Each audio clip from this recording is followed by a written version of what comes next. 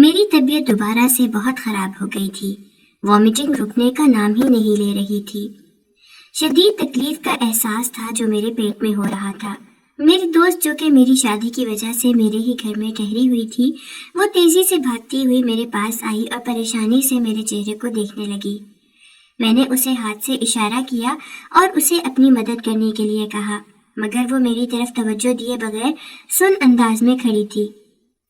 یوں لگ رہا تھا جیسے اس نے کوئی بھوت دیکھ لیا ہو۔ اب مجھے اس کے رویے پر بہت غصہ آ رہا تھا۔ اس کے بعد اس نے اپنے چہرے پر ہاتھ رکھ لیا اور تیزی سے نفی میں سر ہلاتے ہوئے کہنے لگی، ایسا ممکن نہیں ہو سکتا، تم یہ سب نہیں کر سکتی۔ میں مزید پریشان ہو گئی۔ میں نے چڑھتے ہوئے اس سے پوچھا کہ آخر میں نے کیا کر دیا ہے؟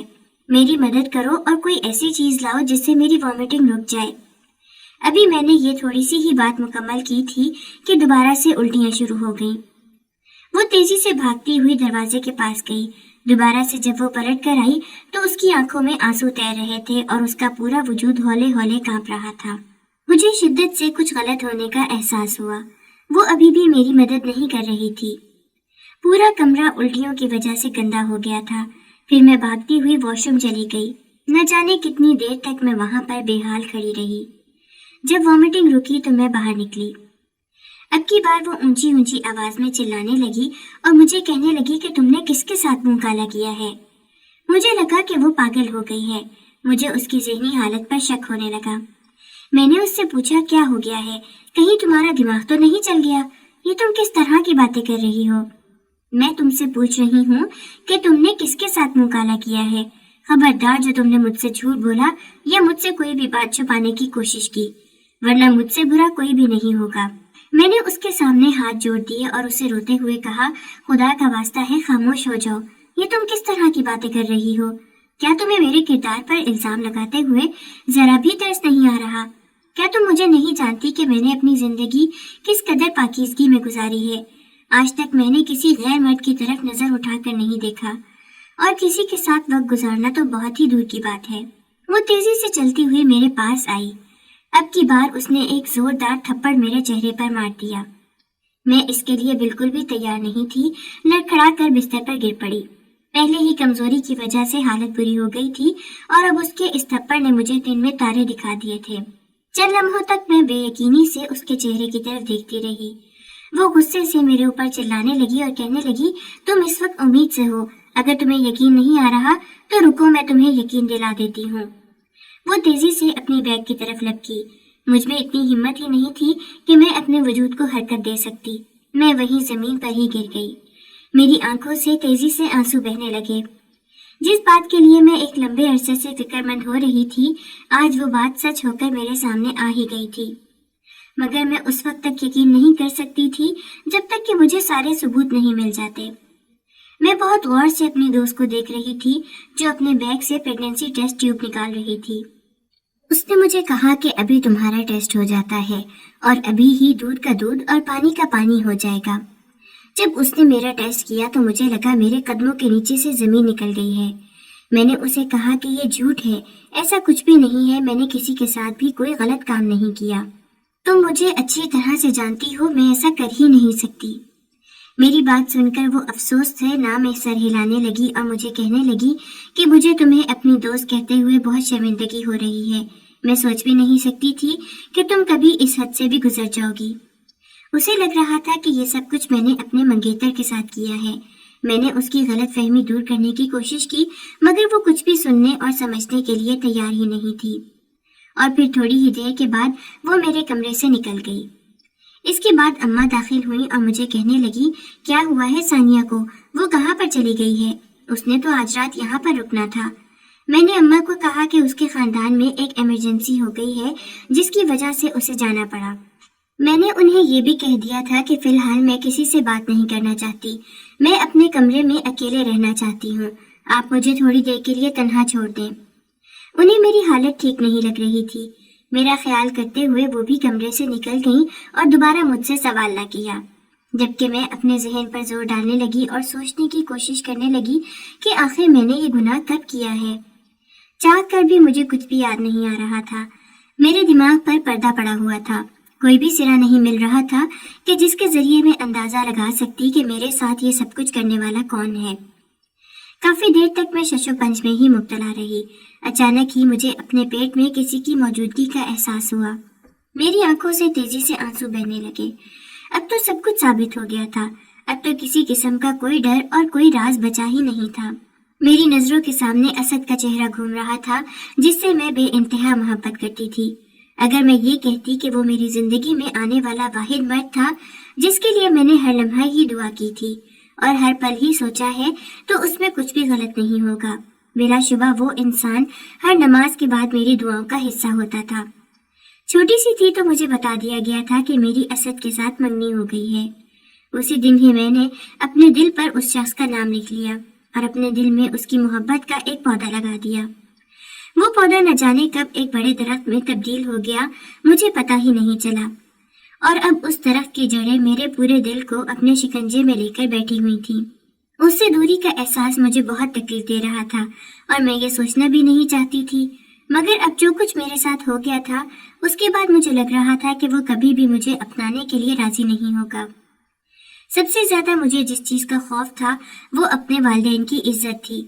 अगर सारी दुनिया को मेरी इस हरकत के बारे में पता चल जाता जो मैंने की ही नहीं थी, तो ना सिर्फ मेरे अम्मा अब्बा की सब दुनिया के सामने जलालत होती, बल्कि इसके साथ साथ मैं खुद भी किसी को मुंह दिखाने के काबिल नहीं रहती। एक दफा मुझे मेरी किसी दोस्त ने समझाया था कि औरत के पास सबसे कीमती चीज उसका किरदार होती है। जब एक बार उसके किरदार पर दाग लग जाए तो दोबारा कभी भी वो दाग नहीं उतर सकता और ना ही वो औरत कभी किसी मर्द की पसंदीदा औरत बन सकती है। तुम बिलाशुबा खूबसूरत नहीं हो और ना ही तुम में कोई हुनर है। अगर तुम्हारा किरदार पाक और साफ है तो तुम दुनिया की हसीन तरीन औरतों में से एक हो और तुम्हारा इंतखाब हर मर्द करेगा। तब उसकी ये बात मैंने अपने पल्लू से बांध ली थी। मैंने अपने किरदार को इस कदर मजबूत बना लिया था कि मैं किसी को भी नजर उठाकर नहीं देखती थी। मैंने अपने लिए हुदूद कायम कर दी थी और खुद से वादा किया था कि कभी भी उन हुदूद को क्रॉस नहीं करूंगी। अगर किसी दिन मैं उस हद को क्रॉस कर देती तो उस दिन मैं अपने आप को सजा सुनाती थी। मैं खुद ही अपने ऊपर नजर रखने लगी थी। मेरी अम्मी मुझ पर फख्र करती थी और अब्बा सबको बहुत ही शौक और एतमाद से बताते थे कि ये मेरी बेटी है। मुझे भी बहुत खुशी महसूस होती थी, जबकि मेरे मुकाबले में मेरे बहन भाई बहुत ही लापरवाह थे और उन्हें अपने माँ बाप की इज्जत का बिल्कुल भी फिक्र नहीं थी। अगर मैं ये कहती कि उनमें गैरत नाम की चीज नहीं थी तो इसमें कुछ भी गलत ना होता।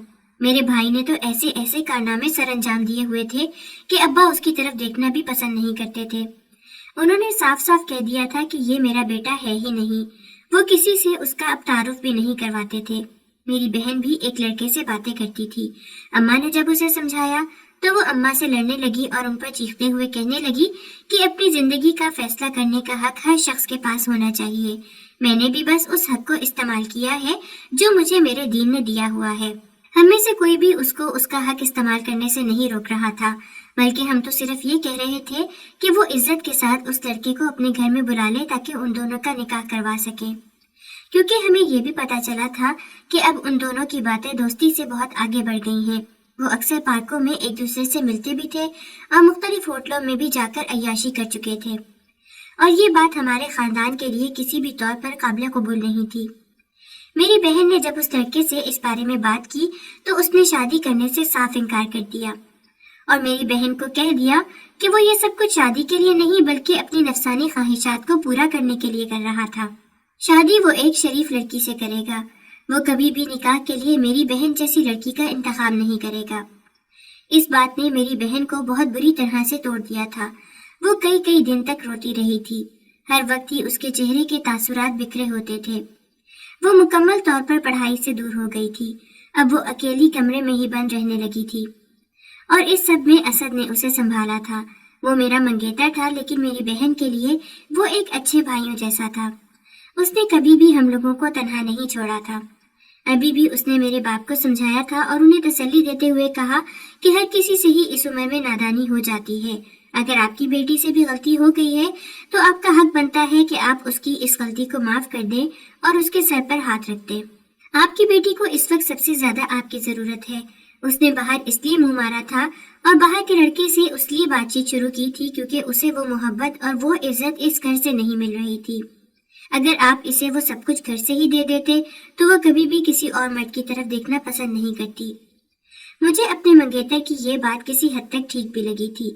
एक चीज जो मैं बचपन से देखती आई थी वो यही थी कि मेरी अम्मी हम बहन भाइयों में बहुत ज्यादा फर्क करती थी। मैं चूंकि सबसे बड़ी थी और खानदान भर की लाडली भी थी, इसी वजह से अम्मा मुझ पर बहुत ज्यादा तवज्जो देती थी। मेरा भाई चूंकि अकलौता था, इस वजह से उससे प्यार किया जाता था। हर बात में उसे अहमियत दी जाती थी। उसके फैसले को ही बेहतरीन फैसला समझा जाता था। उसमें और मेरी छोटी बहन में सिर्फ और सिर्फ 1 साल का फर्क था। मेरी छोटी बहन के साथ बहुत ज्यादती की जाती थी।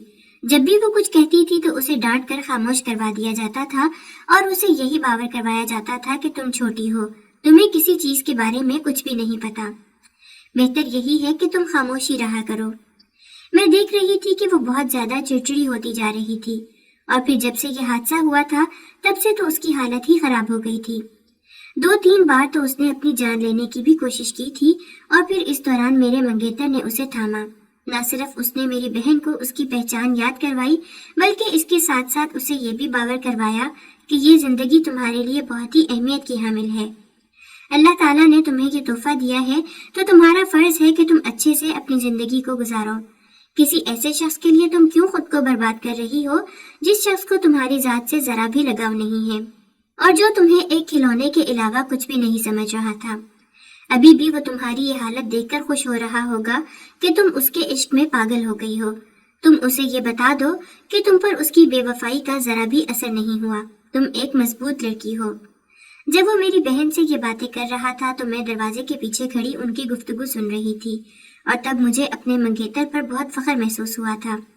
जब वो घर से बाहर निकलने वाला था तब उसने मेरी तरफ मुस्कुराते हुए देखा था और मुझे कहा था कि न जाने क्यों जब भी मैं तुम्हें सोचता हूँ मेरे लबों पर मुस्कुराहट फैल जाती है। मुझे हैरत होती है कि आखिर इस कदर नेक बीवी मुझे कैसे मिल सकती है। ये कहकर वो घर से बाहर निकल गया, जबकि उसकी इस बात को भी मैंने अपने दिमाग पर सवार कर लिया और न जाने कितने अरसे तक खुशियां मनाती रही। जैसे जैसे मेरी शादी के दिन करीब आ रहे थे वैसे वैसे मेरी बेचैनी में भी इजाफा होता चला जा रहा था। वो दिन मुझे बहुत अच्छे तरीके से याद था। उस दिन मेरी तबीयत थोड़ी सी खराब थी, मेरा घर में भी दिल नहीं लग रहा था। मैंने जब अम्मी को अपनी तबीयत के बारे में बताया तो वो मजीद परेशान हो गई और मुझे कहने लगी कि चलो मैं तुम्हें डॉक्टर के पास लेकर जाती हूँ। मैंने उनकी बात मानने से इनकार कर दिया और उन्हें कहा कि मुझे घर में ही कोई अच्छी सी दवा दे दे ताकि मेरी तबीयत संभल जाए। डॉक्टर के पास जाने की मुझ में बिल्कुल भी हिम्मत नहीं है। ये कहकर मैं अपने कमरे में जाकर लेट गई।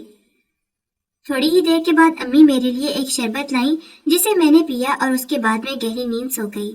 जब मैं उठी तो उस वक्त मेरे पूरे वजूद में शदीद दर्द हो रहा था। मुझे लग रहा था कि मैं मर जाऊंगी। मैं ऊंची ऊंची आवाज में चिल्लाने लगी। मेरी चीखों की आवाज सुनकर अम्मा भागी हुई मेरे कमरे में आई और मेरे मुंह पर हाथ रखते हुए कहने लगी, क्या हो गया है, क्यों शोर मचाए जा रही हो? तुम्हारे अब्बा इस वक्त घर पर मौजूद हैं, अगर वो तुम्हारी चीखें सुनेंगे तो क्या महसूस करेंगे? मेरी आंखों से तेजी से आंसू बहने लगे। मैंने अम्मा जान को कहा कि मुझे इस वक्त शदीद दर्द हो रहा है, मुझे समझ नहीं आ रही कि मेरे साथ क्या हो गया है। अम्मा ने अचानक ही मेरा मुंह दबोचा और मुझे तकलीफ पहुंचाते हुए कहा, तुम्हारा दिमाग खराब हो गया है और कुछ भी नहीं हुआ। मैंने तुम्हें शरबत दे दिया था, तुम्हारा बुखार भी उतर गया है। अब ये सिर्फ और सिर्फ तुम्हारे ड्रामे हैं। चलो खामोशी से बेड पर लेट जाओ और अब दोबारा से मुझे तुम्हारे चीखने की आवाज सुनाई न दे।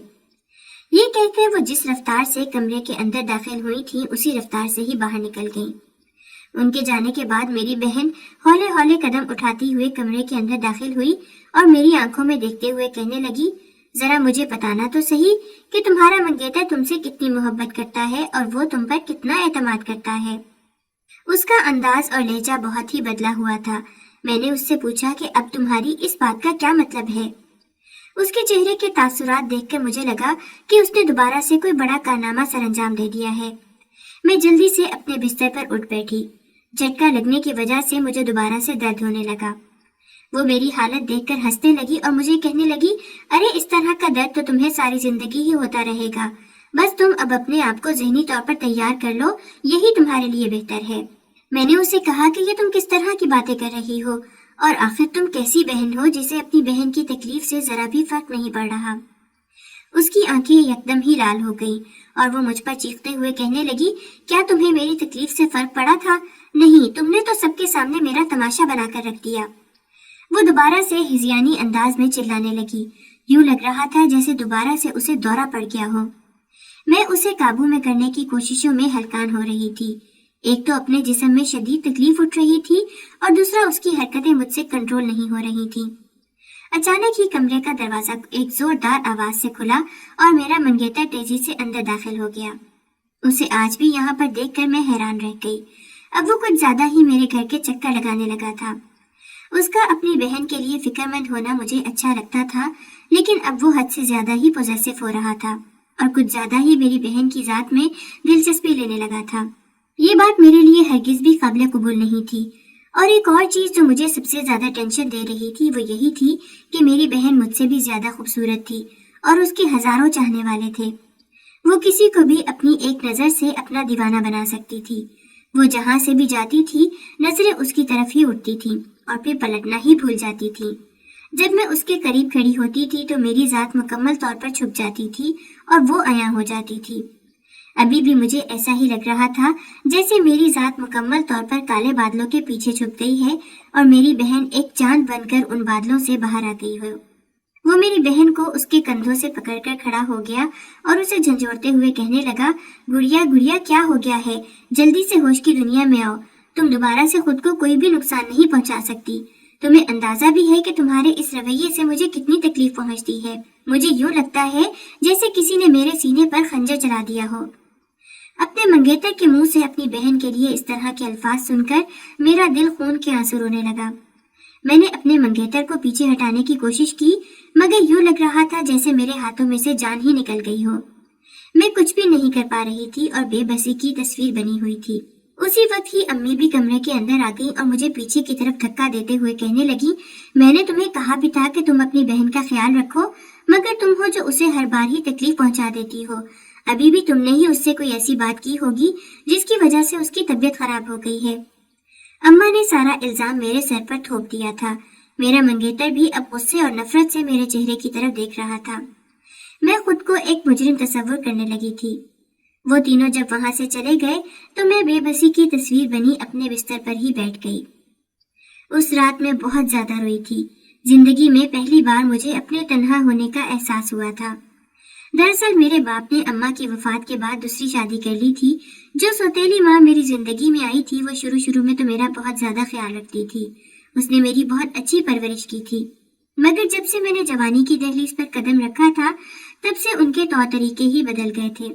और जब से मेरी बहन ने वो गलती की थी उस दिन के बाद से वो मुझे कीने और नफरत भरी निगाह से देखने लगी थी। मुझे कभी कभार ऐसा महसूस होता था जैसे वो मुझे अपनी बेटी की गुनहगार समझती हो, जबकि हकीकत इससे बिल्कुल मुख्तलिफ थी। मैंने हमेशा ही अपनी बहन को समझाया था, उसे इस सब से दूर रहने का मशवरा दिया था, मगर उसने मेरी बात नहीं सुनी। मैं उसे कहती ही रहती थी कि मोहल्ले का कोई शख्स अगर उन्हें देखने में कामयाब हो गया तो सारे जमाने में उनकी कहानी मशहूर हो जाएगी। वो आगे से बड़े नखरे से कह देती थी कि उसे इन सारी चीजों से कोई फर्क ही नहीं पड़ता। और अब ना सिर्फ उसे फर्क पड़ रहा था बल्कि उसकी जिंदगी भी तबाह हो रही थी। यूं लग रहा था जैसे उसकी जिंदगी को एक दीमक चिमट गया हो जो आहिस्ता आहिस्ता उसकी जिंदगी को खा रहा हो। और फिर जब 2 महीने गुजरे तो मैंने अपने मंगेतर को उसके हाल पर ही छोड़ दिया। मैं मजीद अपनी जात को उसकी वजह से तकलीफ नहीं पहुंचाना चाहती थी। एक बात जो मैंने शिद्दत से नोट की थी वो ये थी कि जितना ज्यादा मैं अपने मंगेतर के बारे में सोचूंगी उतना ही ज्यादा मेरा दिल दुखेगा। मैंने अब उसको मुकम्मल तौर पर नजरअंदाज करना शुरू कर दिया था। मैं नहीं जानती थी कि मेरी ये टेक्निक काम कर जाएगी। मेरा मंगेतर अब दोबारा से मेरी तरफ मुतवज्जे होने लगा था। एक दिन वो मेरे घर के अंदर दाखिल हुआ तो मैं मुंह फेर कर अपने कमरे में चली गई। वो पीछे पीछे ही कमरे के अंदर दाखिल हो गया। कमरे का दरवाजा लॉक करने के बाद वो मेरी तरफ मुड़ गया। मुझे उससे दरवाजा लॉक करने की उम्मीद नहीं थी। मैं बेयकीनी से मुंह खोले उसकी तरफ देख रही थी। वो छोटे छोटे कदम उठाता हुआ मेरे पास आया और मुझसे थोड़े ही फासले पर जाकर खड़ा हो गया। वो मेरी आंखों में देखने लगा और मुझे कहने लगा, क्या मैं तुमसे पूछ सकता हूँ कि इस सब रवैये की क्या वजह है? मैंने तेजी से नफी में सर हिलाया और उसे कहा कि इसके पीछे कोई भी वजह नहीं है, सब कुछ मामूल के मुताबिक हो रहा है। जब उसने ज्यादा जिद की तो मैंने भी दो टोक अंदाज में उसे कह दिया कि मैं कोई प्लास्टिक की गुड़िया नहीं हूँ जिसके साथ तुम जैसा चाहोगे वैसा ही सलूक करोगे। मैं एक जीती जागती इंसान हूँ। मत भूलो कि मेरे अंदर भी एक दिल मौजूद है। ये सच है कि मैं तुमसे बहुत ज्यादा मोहब्बत करती हूँ और तुमसे दूर होने के बारे में मैं सोच भी नहीं सकती। लेकिन इन सारी बातों के साथ साथ तुम ये बात भी याद रखो कि जिस दिन मेरा दिल तुमसे मैला हो गया उस दिन तुम्हें कोई भी मेरे करीब दोबारा नहीं ला पाएगा। उस दिन तुम मेरे दिल से मुकम्मल तौर पर उतर जाओगे और मैं तुम्हारे चेहरे की तरफ देखना भी पसंद नहीं करूंगी। ये कहते साथ ही मेरी आंखों से आंसू बहने लगे। वो तड़प उठा और तेजी से मेरे पास आकर मेरे आंसू साफ करते हुए कहने लगा, ये तुम किस तरह की बातें कर रही हो? तुम्हें पता है कि मैं तुम्हें खुद से जुदा नहीं कर सकता और ये थोड़ा अरसा मैं बहुत ज्यादा मसरूफ रहा हूँ। बेसाख्ता मेरे मुंह से ये शिकवा निकला कि मैं जानती हूँ कि तुम मेरी बहन के साथ मसरूफ थे और ये बात मुझे बिल्कुल भी पसंद नहीं आई। उसने मुझसे वादा किया कि वो अब दोबारा कभी भी मेरी बहन की तरफ नजर उठाकर भी नहीं देखेगा और अगर मुझे उसका अपनी बहन के साथ फ्री होना पसंद नहीं है तो वो इस घर में आना भी छोड़ देगा। इस बार मैंने उसे किसी चीज से मना भी नहीं किया था, बल्कि मुझे उसकी ये तजवीज बहुत ही पसंद आई थी। मैं अपनी बहन की नीयत से वाकिफ थी, इसी वजह से मैं अपनी जात के लिए किसी भी किस्म का रिस्क नहीं लेना चाहती थी। काफी देर तक वो मेरे साथ ही बैठा रहा और मुझसे बातें करता रहा। एहसास तो मुझे उस वक्त हुआ जब वो थोड़ा सा करीब होकर बैठा। मुझे शिद्दत से नामहरम वाली बात याद आई। मैं तेजी से उठ खड़ी हुई। मुझे इस तरह से उठता देखकर वो बौखला गया और मुझे कहने लगा, क्या हो गया है? क्या तुम्हें मेरा अपने पास बैठना पसंद नहीं आ रहा? मैंने जोर जोर से हाँ में सर हिला दिया और उसे कहा कि आपका यूं मेरे कमरे में ठहरना ठीक नहीं है। घर वाले भी इस वक्त मौजूद नहीं है और दो नामहरमों के दरमियान हमेशा ही शैतान मौजूद होता है। कहीं ऐसा ना हो कि हम दोनों भी बहक जाएं। वो हंसने लगा और मुझे कहने लगा, क्या तुमने मुझे एक छोटा सा बच्चा समझा हुआ है? मैं हरगिज भी नहीं बहकूंगा। तुम्हें मुझसे डरने की या घबराने की जरूरत नहीं है। मगर मेरा दिल फिर भी सुकून नहीं पा रहा था। मैंने उसे धक्का देकर कमरे से बाहर निकाल दिया। उसी वक्त ही मेरा सर चकराने लगा और मैं बेहोश होकर गिर पड़ी। इसके बाद मेरे साथ क्या हुआ मुझे कुछ भी याद नहीं। जब मुझे होश आया तब मैं अपने बिस्तर पर ही लेटी हुई थी। थोड़ी देर पहले वाला मंजर मेरी आंखों के सामने घूमा तो मेरा दिल तेजी से धड़कने लगा। मैं जल्दी से उठ बैठी। मुझे इस तरह से उठता देखकर मेरी बहन मुस्कुराने लगी और मुझे कहने लगी, क्या हो गया है मेरी प्यारी बहन? लगता है कि तुमने कोई डरावना ख्वाब देख लिया है। अगर ऐसी बात है तो ये ख्वाब सिर्फ खुद तक ही महदूद रखना। मैंने सुना है कि बुरे ख्वाब दूसरे लोगों को नहीं बताया करते और वैसे भी तुम्हें लगता है कि मैं तुम्हारी खुशियों से जलती हूँ, फिर तो तुम्हें मुझे किसी सूरत कुछ भी नहीं बताना चाहिए। वो खुद ही सवाल कर रही थी और खुद ही जवाब दे रही थी। मैं बेजारियत से उसके चेहरे की तरफ देखने लगी। जब बिस्तर से उठी ही थी कि मेरा सर दोबारा जोर जोर से चकराने लगा। मेरी आंखों के सामने अंधेरा छा गया और मैं दोबारा से बेहोश हो गई। और फिर उसके बाद तो जैसे मामूल ही बन गया था। मुझे हमेशा ही चिड़चिड़ेपन का एहसास होता था। मेरी ये हालत देखकर मेरी माँ भी अक्सर परेशान हो जाती थी और मुझे कहती थी कि तुम्हें क्या हो गया है, क्यों इस तरह की हरकतें करती हो। अम्मा से मैं जवाब में लड़ना शुरू कर देती थी, यहाँ तक कि मैं अपने बाप से भी बदकलामी कर चुकी थी। मैं अपने इस बदलते हुए रवैये की वजह नहीं जान पा रही थी। एक दिन जब मैंने अपनी दोस्त से इस बारे में बात की तो मेरी दोस्त पहले परेशान हो गई और फिर मजाक में कहने लगी, अरे इस तरह की हालत तो प्रेग्नेंट औरतों की होती है, कहीं तुम प्रेग्नेंट तो नहीं हो? बिलाशुबा उसने ये बात मजाक में की थी, मगर मेरे दिल को जा लगी थी। मेरी आंखों में आंसू तैरते देखकर वो बौखला गई और फिर मेरी तरफ झुकते हुए बोली, क्या हो गया है? मैं तो तुमसे मजाक कर रही थी। मैंने उसे कहा कि आज तो तुमने मेरे साथ इस तरह का मजाक कर लिया है, लेकिन दोबारा कभी भी इस तरह की बात न करना, मुझे बहुत खौफ महसूस होता है। उसने मुझसे वादा किया था कि वो मुझे तंग नहीं करेगी। फिर जब मुझे वॉमिटिंग होना शुरू हुई और मुझे महसूस होने लगा कि मेरे वजूद के अंदर एक और वजूद मौजूद है, तो उसके बाद मेरी रातों की नींद ही उड़ गई। खौफ की वजह से मैं अस्पताल नहीं जा पा रही थी। मुझे हमेशा यही डर लगा रहता था कि अगर मेरा ये खौफ वाकई यकीन में बदल गया तो मैं क्या करूंगी? अरे मैं तो जीते जी मर जाऊंगी। 2 दिन पहले की बात थी। मैं अपने कमरे में लेटी हुई थी जब रात के वक्त मुझे दरवाजा खुलने की आवाज सुनाई दी थी। वो मेरे कमरा का ही दरवाजा था। मैं जल्दी से उठ बैठी, देखा तो एक लड़का मेरे कमरे से बाहर निकल गया था। उसकी मेरी तरफ पीठ थी, जिसकी वजह से मैं उसके चेहरे को नहीं देख पाई थी। मैंने उसे आवाज दी तो वो मेरी बात का जवाब दिए बगैर ही तेजी से बाहर निकल गया। میں بھی چلانے لگی۔ اسی وقت ہی میری بہن تیزی سے میرے پاس آئی، یوں لگ رہا تھا جیسے وہ میرے چیخنے کا ہی انتظار کر رہی ہو۔ اس نے اپنے چہرے پر جھوٹی فکر پھیلائی ہوئی تھی۔ وہ مجھ سے پوچھنے لگی کیا ہوا ہے۔ میں نے ڈرتے ڈرتے اسے کہا کہ ابھی تھوڑی دیر پہلے میں نے یہاں سے ایک شخص کو نکلتے ہوئے دیکھا تھا۔ ہمیشہ کی طرح اس نے میری بات کو مذاق میں اڑایا۔ میں نے جب امی سے جا کر اس بارے میں بات کی تو انہوں نے مجھے کہا کہ وہ تمہارا منگیتر تھا جو تم سے ملنے کے لیے آیا تھا۔ مجھے یہی تھا کہ تم جاگ رہی ہوگی، اسی وجہ سے میں نے اسے تمہارے کمرے میں بھیج دیا، جبکہ میں یہ سوچ رہی تھی کہ میری ماں کب سے اتنی ماڈرن ہو گئی ہے کہ رات کے اندھیرے میں اپنی بیٹیوں کے منگیتروں کو ان کے کمروں میں بھیجنے لگی۔ میں بس جلدی سے اپنی شادی ہونے کا انتظار کر رہی تھی۔ مجھے پتا تھا کہ ساری پریشانیاں شادی کے بعد ختم ہو جائیں گی، مگر میں نہیں جانتی تھی کہ ایک بہت بڑا طوفان ہے جو کھڑا میرا انتظار کر رہا ہے۔ پھر میری مہندی کے دن ہی مجھے پتا چل گیا کہ میں کسی اور کے بچے کی ماں بننے والی ہوں۔ اس کے باپ کے بارے میں تو مجھے کچھ بھی نہیں پتا تھا۔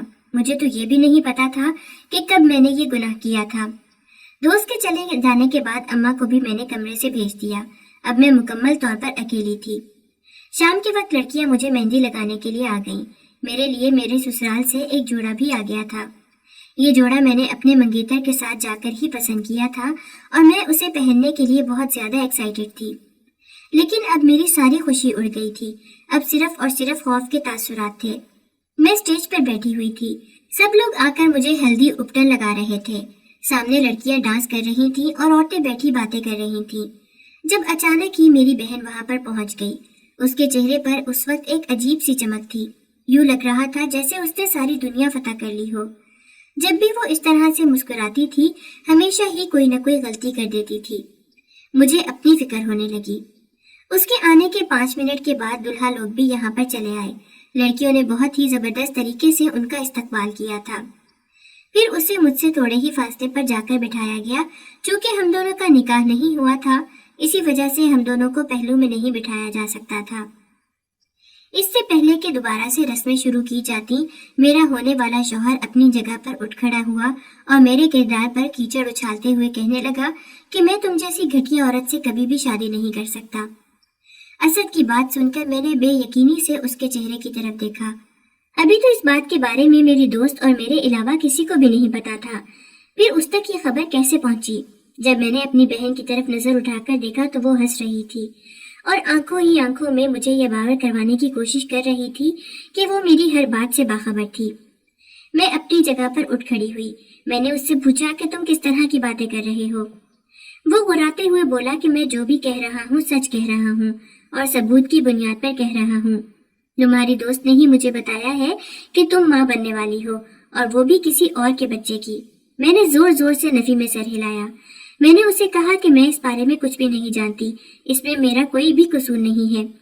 وہ میری کوئی بھی بات سننے کے لیے تیار نہیں تھا۔ اس نے سارے رشتے وہیں کھڑے کھڑے ختم کر دیے اور نکل گیا۔ ابا تیزی سے چلتے ہوئے میرے پاس آئے۔ انہوں نے میرا گلا پکڑ لیا تھا۔ میرا دم بہت بری طرح سے گھٹنے لگا تھا۔ اگر امی مجھے نہ چھڑواتی تو شاید میری روح اس فانی دنیا سے پرواز کر جاتی۔ وہ میرے منہ پر تھوکنے لگے اور مجھے کہنے لگے کہ مجھے شرمندگی ہو رہی ہے تمہیں اپنی بیٹی کہتے ہوئے۔ ارے تم نے میرے غرور کو، میرے فخر کو خاک میں ملا دیا ہے۔ وہاں پہ بیٹھی ساری عورتیں بھی مجھ پر تھو تھو کر رہی تھیں۔ وہ عزت جس کو بنانے میں مجھے اپنی ساری زندگی لگ گئی تھی، وہ عزت پل بھر میں ہی میرے شوہر نے رون دی تھی اور میری بہن نے مجھے ذلیل و رسوا کر کے رکھ دیا تھا۔ وہ ایک ادا سے چلتی ہوئی آگے آئی اور ابا سے مخاطب ہوتے ہوئے کہنے لگی، آپ اس پر فخر کرتے تھے، آپ اسے کہتے تھے کہ یہ آپ کی سب سے اچھی بیٹی ہے، یہ کبھی بھی آپ کی ناک نہیں کٹوائے گی، مگر دیکھیں اس نے آپ کے ساتھ کیا کیا ہے، اس نے تو آپ کو کسی کو بھی منہ دکھانے کے قابل نہیں چھوڑا۔ ابا نے انتہائی نفرت سے اس کی طرف دیکھا اور چلاتے ہوئے بولے کہ تم دونوں ہی میرے لیے عذاب سے کم ثابت نہیں ہوئی۔ اگر مجھے پتا ہوتا کہ تم لوگ بڑے ہو کر میرے منہ پر اس طرح سے کیچڑ ملو گے تو میں بچپن میں ہی تم لوگوں کے گلے گھونٹ دیتا، تاکہ تم لوگوں سے میری جان تو چھوٹ جاتی اور میری عزت رسوا ہونے سے بچ جاتی۔ وہ بہت زیادہ ٹوٹے ہوئے لگ رہے تھے۔ اماں تیزی سے باہر سے ایک فقیر کو پکڑ کر لے آئیں اور کہنے لگی، اب تیرے ساتھ کوئی بھی عزت دار لڑکا شادی نہیں کرے گا، اسی کے ساتھ ہی شادی کر لے۔ اور اماں نے میری شادی اس کے ساتھ کروا دی۔ اسے دیکھ کر مجھے بہت ہی گھن آتی تھی۔ میں اس کے بعد اپنے گھر والوں سے مکمل طور پر کٹ کر رہ گئی۔ दोबारा कभी भी मैं अपने मेके नहीं गई थी और ना किसी से मुझे बुलाने की कोशिश की थी। यूं लगता था जैसे वो भी शुक्र अदा कर रहे हों कि एक बला सर से टल गई है। मैं अपने फकीर शौहर से बातचीत नहीं करती थी और ना ही मेरा उसके साथ ज्यादा आमना सामना होता था। मैंने शादी के दिन उसको बहुत ही गौर से देखा था। वो मुझे कहीं से भी फकीर महसूस नहीं हो रहा था। सिर्फ और सिर्फ उसने फटे हुए कपड़े पहने थे। शक्लो सूरत से वो अच्छा खासा इंसान लग रहा था। अपने चेहरे पर उसने थोड़ी सी कालक मली हुई थी, जिससे उसके खदो खाल छुपे हुए थे। अगर वो अपना ख्याल रखता तो वो बिलाशुबा एक वजीह इंसान था। शादी के बाद वो मुझे अपने घर पर ले आया। मैं भी खामोशी से वक्त गुजारने लगी। 9 महीने के बाद मैंने एक बच्चे को जन्म दिया। जब मैंने उसकी शक्ल देखी तो मुझे अपनी आंखों पर यकीन ही नहीं आया। वो बिल्कुल मेरे मंगेतर जैसा था। मैं ऊंची ऊंची आवाज में चिल्लाने लगी। उसी वक्त ही मेरा शौहर भी घर के अंदर दाखिल हो गया। मैंने उसको चीखते हुए बताया कि मुझे मेरा गुनाहगार मिल गया है। ये बच्चा किसी और का नहीं बल्कि मेरे मंगेतर का है। इससे पहले कि मैं घर से बाहर निकलती उसने बाजुओं से पकड़कर मुझे रोक दिया और फिर उसने अपने चेहरे पर जो नकली दाढ़ी लगाई हुई थी वो उसने उतार दी और उसके साथ ही वो एक अच्छे हुलिये में मेरे सामने आ गया। उसने मेरे सामने हाथ जोड़ दिए, फूट फूट कर रोते हुए कहने लगा कि तुम्हारे साथ सब गलत करने वाला कोई और नहीं बल्कि मैं ही था। ये बच्चा भी मेरा ही है। तुम्हें गलत फहमी हुई है। इसकी शक्ल बिलाशुबा उस इंसान से मिलती है, लेकिन ये उसकी औलाद नहीं है। और तब मुझ पर यह राज आश्कार हुआ कि मेरी बहन का एक आशिक नहीं था, बल्कि उसके बहुत सारे आशिक थे जिनसे वो मुख्तलिफ तरह के काम करवाती थी। अभी ये इंसान जो कि फकीर के रूप में था, ये एक अच्छे खानदान से ताल्लुक रखता था, लेकिन मेरी बहन के इश्क में गिरफ्तार होकर उसने अपने घर वालों को छोड़ दिया था। और जब मेरी बहन ने उसे धोखा दिया तो ये बहुत बुरी तरह से टूट गया। बाद में मेरी बहन ने उसे दोबारा से इस्तेमाल करने का फैसला किया और उससे वादा किया कि वो उससे शादी करेगी अगर वो मेरे साथ गलत कर दे। फिर मेरी बहन के ही कहने पर उसने मेरी इज्जत पर हाथ डाला था। मुझे उस इंसान से कोई गिला नहीं था। गुस्सा तो मुझे अपनी बहन पर आ रहा था, जिसे जरा भी शर्म महसूस नहीं हुई थी, बल्कि उसे तो जरा भी खौफ भी नहीं महसूस हुआ था। मैं वहीं जमीन पर बैठ गई और फूट फूट कर रोने लगी। वो भी घुटनों के बल बैठा और मेरे सामने हाथ जोड़ते हुए कहने लगा, इतना अरसा मैंने तुमसे ये सब कुछ छुपाए रखा क्योंकि मुझमें हिम्मत नहीं थी कि मैं तुम्हें बता सकूं। आज जब तुम अपने मंगेतर से हिसाब लेने जा रही थी तो मेरा ज़मीर दोबारा से मुझे मुलामत करने लगा और मैं ना चाहते हुए भी तुम्हें हकीकत बताने पर मजबूर हो गया। अब तुम जो भी मुझे सजा दोगी मुझे मंजूर होगी। मैं उसे कोई सजा नहीं दे सकती थी, बल्कि अगर मैं उसे सजा देती तो उल्टा मुझे ही नुकसान उठाना पड़ता। उसने मुझे ये भी बताया था कि अब उसके वालिदैन दोबारा से उससे राजी हो चुके हैं और उसको अपने घर में जगह देने के लिए तैयार हैं। वो मुझे अपने घर ले जाने के लिए ही आया था।